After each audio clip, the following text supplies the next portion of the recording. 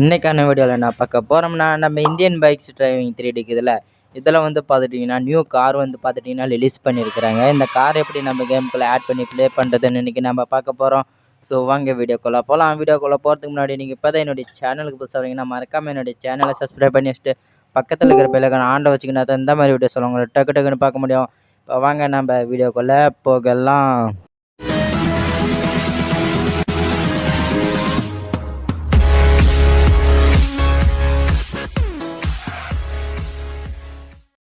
Okay friends, இப்போ நீங்கள் என்ன பண்ணுறீங்கன்னா என்னோடய வீடியோவுக்கு கீழே டிஸ்கிரிப்ஷன் பாக்ஸில் நியூ ரோட்ஸ் ரேஷன் காரோடைய லிங்க்குன்னு சொல்லிட்டு ஒரு லிங்க் கொடுத்துருப்பேன். அதை நீங்கள் வந்து பார்த்துட்டிங்கன்னா கிளிக் பண்ணி டவுன்லோட் பண்ணிக்கோங்க.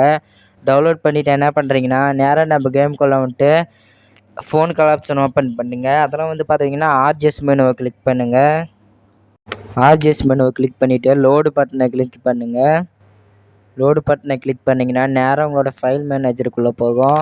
அங்கே வந்து பார்த்துட்டிங்கன்னா அந்த சிக் ஃபைல், அதாவது இப்போ நீங்கள் டவுன்லோட் பண்ண ஃபைல் இருக்கும்.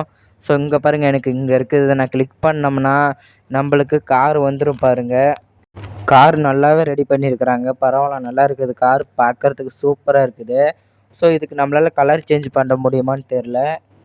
நம்மளால் இதுக்கெல்லாம் கலர்லாம் சேஞ்ச் பண்ண முடியுது காருக்கு. ஸோ எனக்கு பிடிச்ச கலர் ரெட்டு தான். ஸோ ரெட் கலர் வச்சுக்கிறேன். ட்ரைவ் பண்ணி பார்க்கலாம் காரை எப்படி இருக்குதுன்னு. ஸோ கார் ட்ரைவ் பண்ணுறதுக்கும் நல்லா இருக்குது.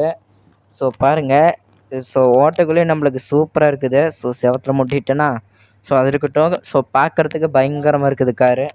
ஸோ இவ்வளோ தான் அப்டேட்டு. ஸோ வீடியோவே இவ்வளோ தான். வீடியோ பிடிச்சிருக்குன்னு நினைக்கிறேன். வீடியோ பிடிச்சிருந்துச்சின்னா உங்களோட கருத்துக்களை கமெண்ட் பாக்ஸில் கமெண்ட் பண்ணுங்கள். ஸோ வீடியோ பிடிச்சிருந்தால் லைக் பண்ணுங்கள், சப்ஸ்கிரைப் பண்ணுங்கள், பக்கத்தில் இருக்கிற பெல் ஐக்கானை ஆன்ல வைங்க. அப்படின்னா தான் இந்த மாதிரி வீடியோஸ் உங்களை டக்கு டக்குன்னு பார்க்க முடியும்.